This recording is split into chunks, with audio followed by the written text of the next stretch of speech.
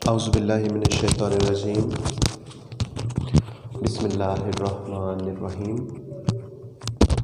अज़ीज़ तुलबा तालिबात, अस्सलामु अलैकुम। उम्मीद करता हूँ कि आप सब खैरियत से होंगे। बेटा, कल 22 तारीख के लेक्चर में हम लोगों ने मशक़ी सवालात में से ग्रामर के कुछ नुकात को डिस्कस किया।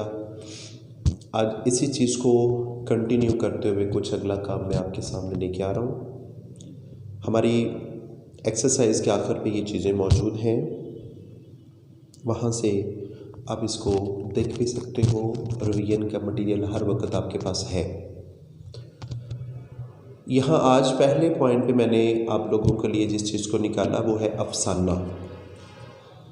अफसाना ऐसी कहानी को कहते हैं जो बहुत तवील नहीं होता। इसको कम से कम एक नशिस्त में आसानी से मुकम्मल किया जा सके, पढ़ा जा सके, इसको हम अफसाना कहते हैं। अफसाना ज़िंदगी के किसी एक वाक़या, किसी एक पहलू या किसी किरदार पर लिखा जाता है। इसमें ज़्यादा किरदारों की, ज़्यादा वाक़यात की भरमार नहीं होती, मुख्तसर होता है और जामिया होता है, वहदत तासीर होता है, मुख्तसर है। तो ऐसी कहानी को हम अफसाना कहेंगे। बेसिकली ये भी ज़िंदगी के किसी एक हकीकी वाक़या, किसी चीज़ को बयान करता है। मुआशरे में पाई जाने वाली कोई ना कोई ऐसी बात को लेके अफसाना लिखा जाता है जिस पे मौजूदा वक़्त में, हालात में अगर इस लिखी हुई कहानी के ज़रिए लोगों की तरबियत हो सके, कुछ सबक मिल सके, कुछ बेहतरी हो सके, तो ऐसे मुख्तसर कहानी को हम अफसाना कहेंगे। इसके बाद नंबर 2 पे आपके सामने स्क्रीन पे मौजूद है ख़त। ख़त इंग्लिश में हम इसको लेटर कहेंगे। हकीकत में ख़त है क्या? हम सब दूसरों से कुछ न कुछ कहना चाहते हैं। अगर वो सामने मौजूद है तो वो मुकालमा नवीसी हो जाएगा, मुकालमा बनेगा। अगर जिससे हम बात करना चाहते हैं वो हमारे पास मौजूद नहीं है और उस तक हम अपने ख़यालात, अपने हालात, अपने जज्बात, अपने तासुरात को पहुंचाना चाहते हैं, तो जब इन तमाम चीज़ों को हम इस ख्वाहिश को तहरीरी शक्ल देंगे तो वो बनेगा ख़त। ख़त को इसलिए आधी मुलाकात कहते हैं। हम इसमें अपने ख़यालात, जज्बात, अपने तासुरात को तहरीरी शक्ल में अगले बंदे तक पहुंचा देते हैं और पढ़ने वाला जब उसको पढ़ता है तो उस पर यूँ ही असर होता है जैसे उसने वो बात डायरेक्टली हमारे मुँह से सुन ली। तो ख़त जो है इसके 2 बड़ी इक़साम हैं। ख़त रस्मी भी होते हैं और गैर रस्मी भी होते हैं। फिर इसके अलावा आगे इसके और कुछ काइंड्स बनेंगे, लेकिन हम लोग यहाँ पे 2 तरह से इसको देखेंगे। रस्मी ख़त वो जो हम किसी साहिब इख्तियार को, किसी ऑथेंटिक पर्सनैलिटी को, किसी मजाज को लिखते हैं, किसी अफसर को लिखते हैं, किसी बाइख्तियार हस्ती को लिखते हैं, उसको रस्मी ख़त कहते हैं। इनमें आमतौर पर अपने हालातों, मसाइल से उसे आगाह किया जाता है। ठीक है, तो रस्मी ख़त में और दरख्वास्त में कुछ ज़्यादा फ़र्क नहीं होता, सिर्फ़ अल्फाज की कारीगरी जो है वो ख़त और दरख्वास्त को अलग अलग करती है। इसके बाद यहाँ एक बात याद रखिएगा, अखबारात के मुदीरों को अखबारात की तरफ लिखे गए जो ख़त होते हैं वो भी रस्मी ख़त कहलाते हैं। इसके बाद दूसरे अहम पॉइंट है हमारे पास गैर रस्मी ख़त। तो गैर रस्मी ख़त वो ख़त होते हैं जो हम अपने दोस्तों, अजीज़ों, वालिदैन या बेतकल्लुफ़ जानने वालों को लिखते हैं।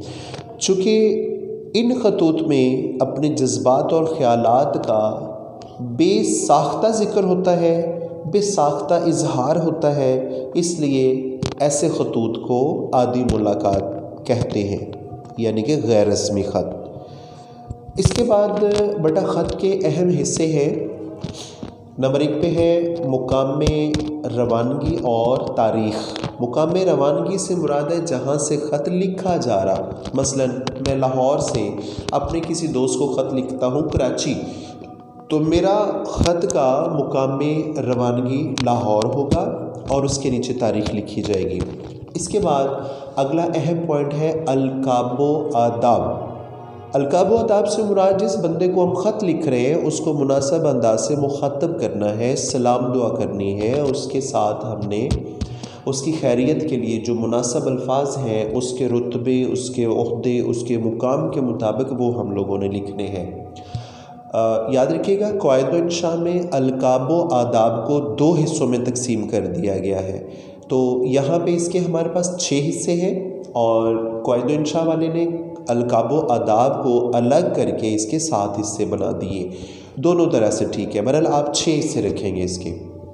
इसके बाद ख़त का मज़मून है, मसलन मोहतरम चचा जान अस्सलाम वालेकुम, और उसके बाद जो ख़त का मेन सारा हमारी तहरीर है जिसको हम बॉडी ऑफ द लेटर भी कहते हैं, उसको हम ख़त का मज़मून कहते हैं। उसमें बयान किया जाता है हम ख़त किस लिए लिख रहे हैं, मकसद क्या है।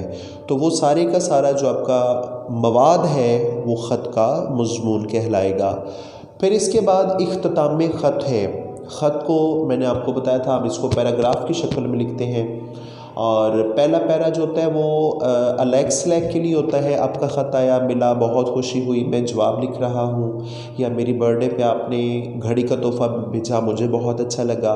तो ये स्टार्टिंग होता है और उसके बाद दरमियान वाला बड़ा पैरा जो होता है वो मेन और आखिर पे इख्तिताम ख़त, यानी कि हम कहते हैं जी मेरी तरफ से आपके घर पे तमाम को खैरियत से सलाम दुआ, अम्मी अब्बू को, नानी नाना को, घर में छोटे बहन भाइयों को प्यार। तो ये होता है इख्तिताम ख़त। और इसके बाद बस सलाम लिखने के बाद आपने नीचे जाके मकतूब निगार का नाम लिखना होता है। तो इख्तिताम ख़त के बाद अगला पॉइंट है मकतूब निगार का ख़त। मकतूब कहते हैं ख़त को, निगार कहते हैं लिखने वाले को।